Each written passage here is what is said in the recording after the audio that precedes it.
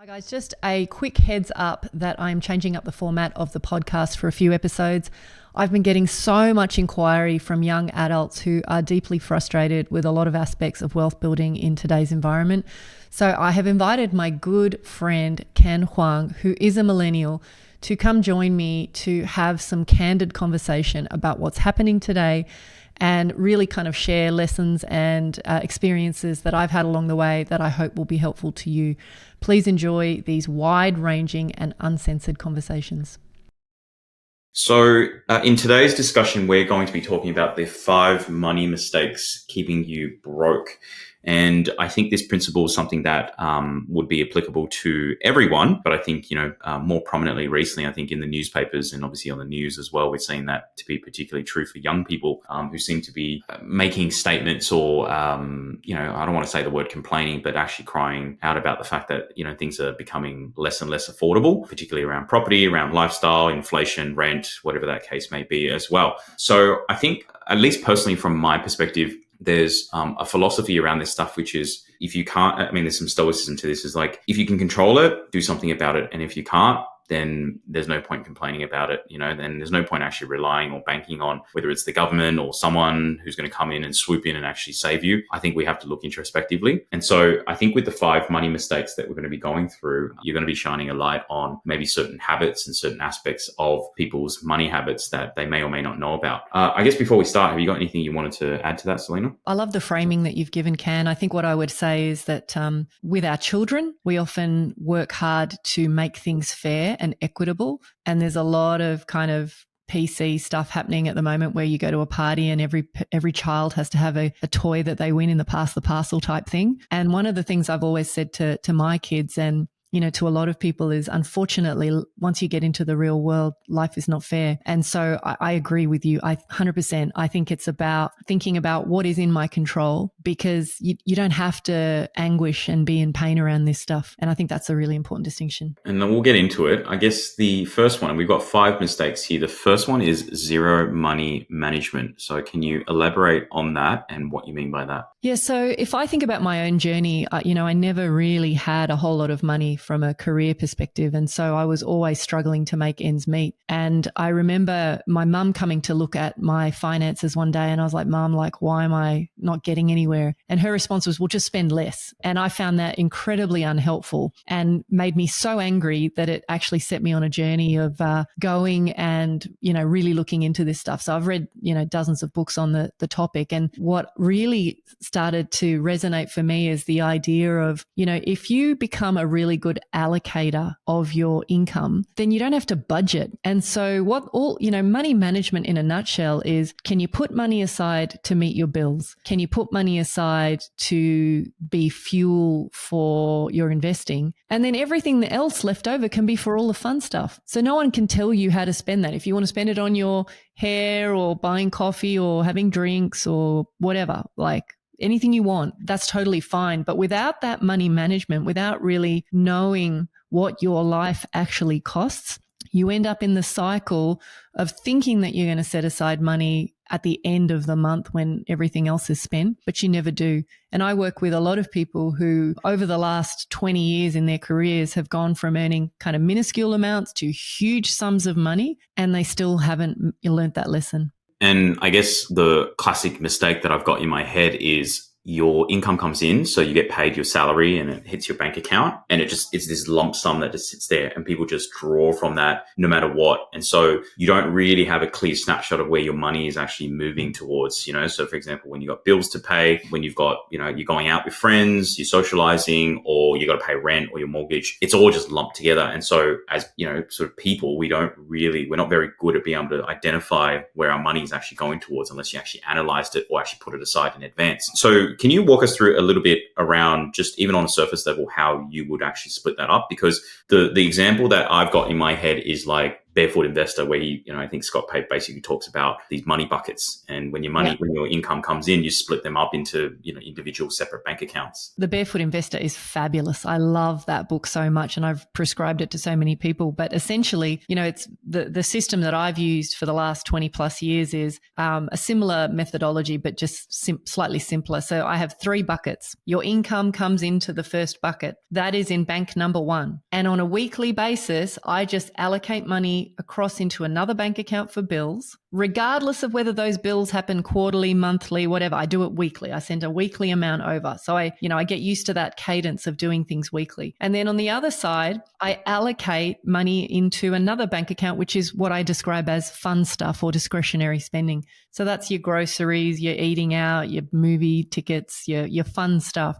And I do that on a weekly basis too. And then what is left in the account that my income has come into becomes my forced savings. So I'm not trying to save at the end of the month. I'm mindfully doing it at the front end. And if I do that, then I can predict with a high degree of accuracy how much money I am going to spend over time. And so like the fun stuff, you spend it however you want. So let's say, and I do say do it on a weekly basis. And the reason I say weekly is if you allocate money into your day-to-day spending account on a Friday, say, and you go out and you have a big weekend and you just blow through that money because you spend it on clothes or whatever. On Monday morning, when there's 0 in that account and you've forgotten to go and buy milk or you've forgotten to do whatever, the mindset is too bad. I've only got to wait another 4 days for the next lot of money to come into that account. But it teaches us straight away. You get instant feedback about whether you are living within your means. You're talking about when your card declines, when you go to pay for something. No credit card usage whatsoever, just a debit card.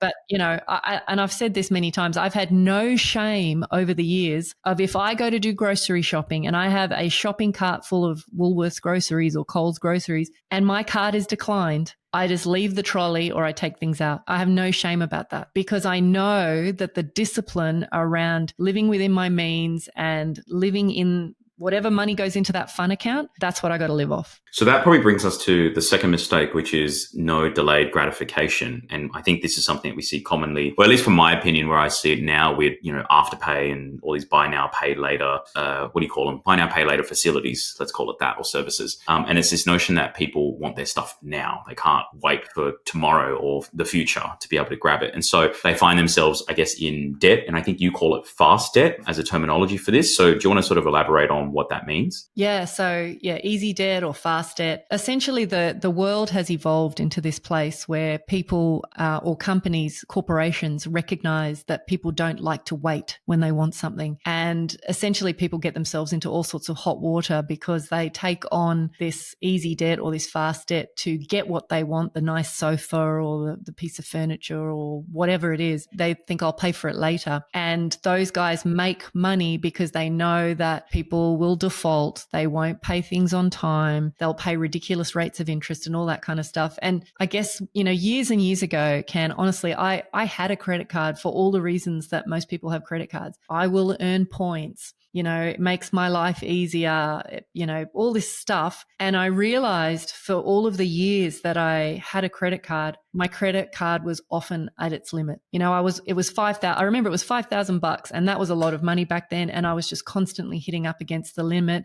I would often pay my credit card late, and you're paying 18 to 20% interest on that. And it wasn't, most importantly, apart from all of that, it wasn't teaching me lessons about living within my means. And as soon as I started to create the system that I just described, which is that simple 3-bucket system, I just wasn't getting that feedback about like what was working and what wasn't. And as soon as I switched to that, then it became this obvious thing of like, okay, like I really want to save to go on this holiday next year. So I would set up an account for that and allocate a really piddly amount. It might be $50 a week, something small into that account so that I never had to scrounge for the money. I never wanted to scrounge for my bill money or my big ticket money. So this idea of delayed gratification, there's actually, I know this sounds funny, but there's almost like a gamifying side of it as well. Like instead of like saying, well, I want that today, maybe you go and buy a sofa off Marketplace, Facebook Marketplace instead, with the view that you're going to get the leather lounge suite in a year's time. But like switching your mindset from I want it now. Like we're all human. Like, of course we want it now. But I think the real art in wealth building is actually learning this idea of I'm going to have it and I'm going to work towards it and I'm going to be methodical and consistent about how I do it. I agree. And, as I think both migrants, I guess, I feel like, parents have also instilled a lot of delayed gratification. Maybe that's just the cultural aspect of not having much growing up. And this idea is that, if you want it, you have to earn it, rather than I think what society seems to now provide in terms of access to credit and ability to buy things was like, you can now have it if you really want it. And it's so easy to get access to it now, right? Like how hard or how difficult is it to set up an Afterpay account and then start spending that money that's really not yours? And if you don't have a game plan about paying that off, or you end up finding yourself in basically really bad debt, essentially. And that's the issue around all of this as well, where people just worry about tomorrow's problems tomorrow and not actually have a game plan to it. I don't know if I'd say it's a cultural thing. I think it is definitely a mindfulness issue. I think there's just as many Asians and, other cultures who are getting seduced, and I use the word seduced, by fast debt and easy money. But what I would say is that if you can almost like stop and breathe the oxygen and go, what am I doing? Then you can actually start to bring some mindfulness to it. And I think maybe what we saw is how much strife and struggle our parents got into just putting food on the table. So we've got a healthy fear of debt, if you like. Yep. But yeah, I just think it's a mindfulness game. And yeah, I can say definitely I had that built into me about not having any debt under my name. And that sort of leads to the next point, which is, the avo toast lifestyle, which can trigger a bunch of people when, those two words avo toast gets mentioned, because I think particularly for younger people who value present day lifestyle, this notion of having to sacrifice your avocado and toast in order to, say, afford property or to get into investing or to start saving is something that some people are not willing to compromise on. And people believe, I guess the other side of the argument for, say, call it boomers or people who are sort of a generation away from your Gen Zs and even your millennials, that they say, hey, the reason why you guys can't afford and, invest in the things that you want to invest and build your wealth is because you're making these choices, much like avocado and toast for brunch. But I think, to your point, it extends far beyond just your choices around your brunch, but also just your lifestyle in general. So yeah, what do you say to that? I think one of the things that's really important to understand is you can have it all. You just can't have it all at once. And so I think the term avo toast lifestyle is not just about the avo toast. I mean, I think I read that the average avo toast, if you go twice a week and you do it for a year, might cost you about $2,600 here in Australia and maybe a bit less elsewhere. But it's all of the micro lifestyle decisions that you make that ultimately cost you or rob you from your future self. So if you make lifestyle, food, beauty, choices that paint you into a corner in terms of how much you spend on that stuff, then of course, it's a trade-off. I'm spending all that stuff in the now because that's what matters to me most. And so by doing that, what you're doing is you're robbing from your future self. That's all it is. So it's not it is hard to see someone who, let's say, for example, they want to live in a certain style of housing. They want to live in a certain suburb. They want to spend a certain amount on their hair. I mean, I read some data the other day that the average Australian spends $3,600 a year on beauty and hair. That's an extraordinary amount of money after tax, let alone before tax.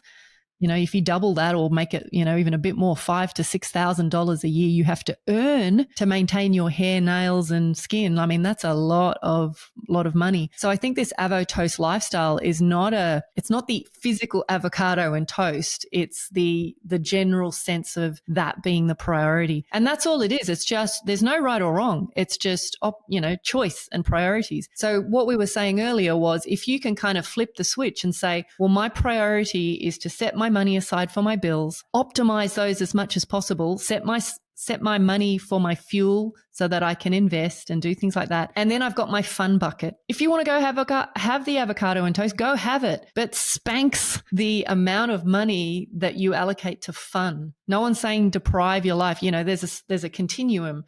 At one end of the spectrum, you could be so frugal that you squeeze all the enjoyment out of your life. And at the other end, you can't spend your money fast. You're spending money you don't have. So you got to work out where on that spectrum fits for you. But this avotoast lifestyle, if you're not bringing a conscious mindset to it, it's really easy to spend money and just end up in a situation where you can barely make ends meet. Well, that reminds me of like someone like Ramit Sethi, who, he runs the company How I Would Teach You to Be Rich, and I know he's got like his own Netflix series where he talks to couples, and they've all got sorts of like money trauma and things like that they've got issues around. And he talks about this. He's like got the underlying concept of like live like your rich life, which means like whatever you want to spend your money on that you deem valuable and adds value to your life, do it, and then mercilessly cut out anything that doesn't bring joy to your life. And I mean, I think, I don't know your thoughts, but I tend to agree with what he's saying. But I think there's a bit of devil in the detail, which is to say you kind of have to get your affairs in order and get your essentials and your costs in order to live before you can decide how much money you've got left to spend on your rich life as well, right? Because we all have, unless you're a billionaire, we have finite amounts of income and money available to us, on a regular basis. So what's your thoughts on, Ramit's theory of like living a rich life? I agree with it wholeheartedly. I think it's great, but I agree that the detail around how you do that is maybe lacking. So, for example, I think you've really just got to go through your bank statements and see where your money's going. You've got to know where your money's going. So the word budget in itself, I don't really like it. I like to say I'm an allocator of my income rather than a budgeter. And so when we're talking about the lifestyle that we want, it's true. You need to prioritize. What is it that matters most to you, and how will you make sure that you include that in your world? And it could be that you cut out things that don't matter. You reduce the frequency of spending on things that do matter to you so that you can have them, or you just kind of really weigh it up and go, how important is that to me? I think we do a lot of things on autopilot. We do a lot of things just because, other people do them, or that's the societal norm. But, I think Rami Sethi's point of design your life mindfully, think about where your money's going, is the right one. The detail behind, well, where is your money actually going? And challenging yourself on, do I really need to live in this suburb? Do I really need to rent a 3-bedroom house? All that kind of stuff. Like that is all, challenging yourself and challenging some of the cognitive biases that we all have around how we think and what we think is right. I think that's really important.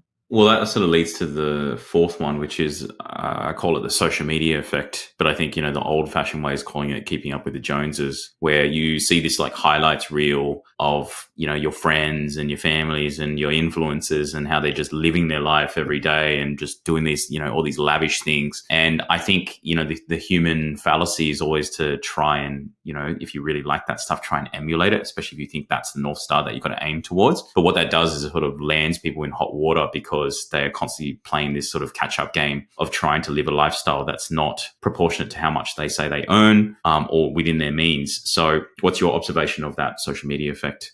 That's, a mistake keeping people broke. Yeah, look, I think we all want to fit in with our peers.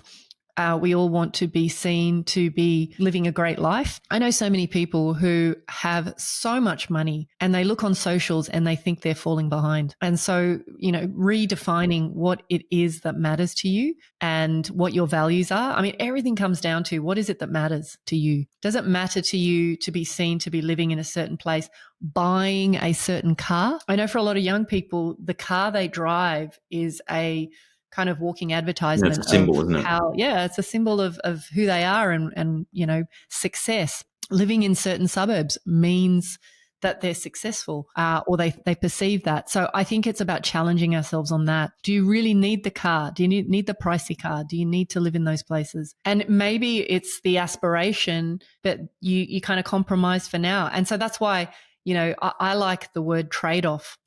Are you prepared to invest in your future self and trade off some of those lifestyle decisions now? And it's not to say you can't you might only do that for a short period of time. I know people as students who live so frugally and then they get into the workforce and they recognize that if they do it for another 2 years, if they live like uni students for another 2 years, they can get into their first piece of real estate, or they can get into a series of investments. To do that, they've got to say no to their friends that are trying to get them to spend $200 on a Saturday night at the bar, or go on weekends away to the countryside and stay in fancy hotels. Like those are the sorts of compromises that you have to make. And that brings me to the last point, which is not caring about your future self, or, the way I'm interpreting that is also not investing or building your wealth early enough because, you're concentrated so much on the present. There's this sort of like YOLO culture or even FOMO culture of like, just, hey, live for the weekend, live for now because there's no guarantees tomorrow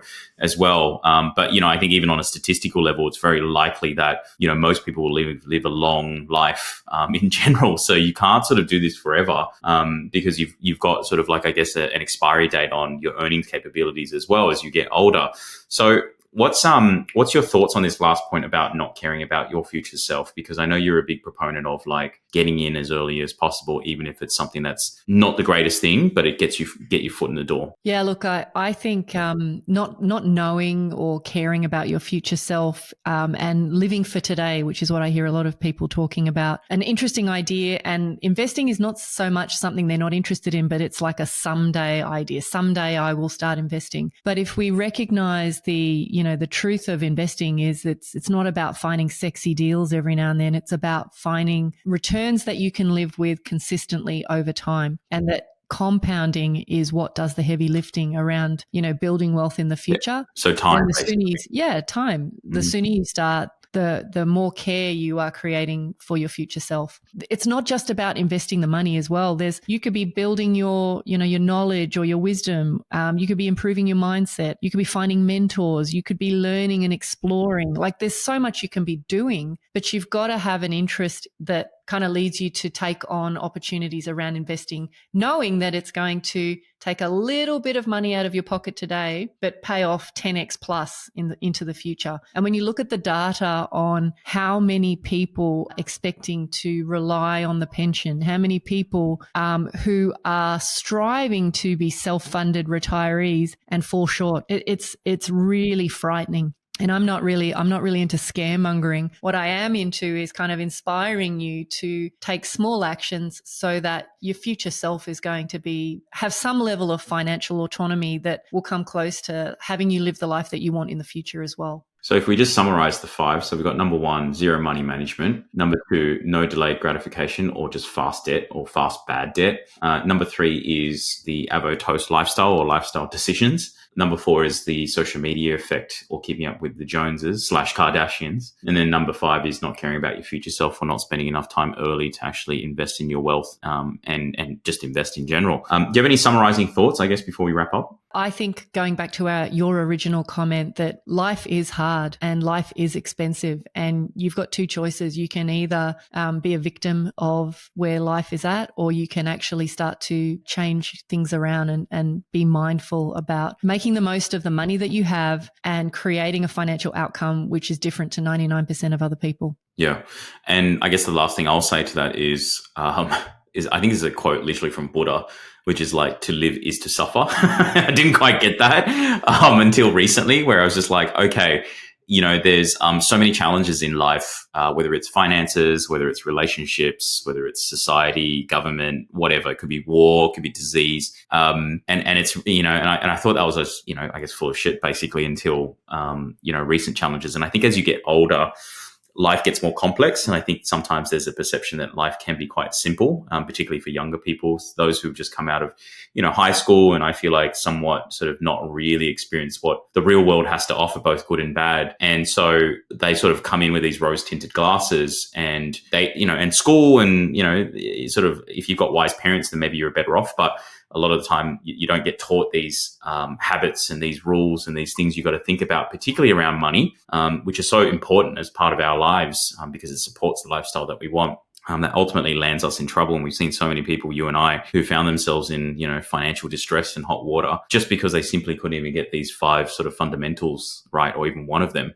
So I definitely think that these 5 mistakes is something that's, I know some of it seems bleedingly obvious, but I think it's actually the practice of actually doing this and executing on it that's most important as well. I started a lot of this stuff in my late 20s, but if I'd started this in my teens or younger 20s, the impact today would have been exponential. And I think this is the thing to understand. Like, don't start thinking about your finances down the track. Like, start thinking about them today, because the impact tomorrow could be, millions of dollars. Absolutely. All right. Well, I think this was a very good episode for people to take away as well.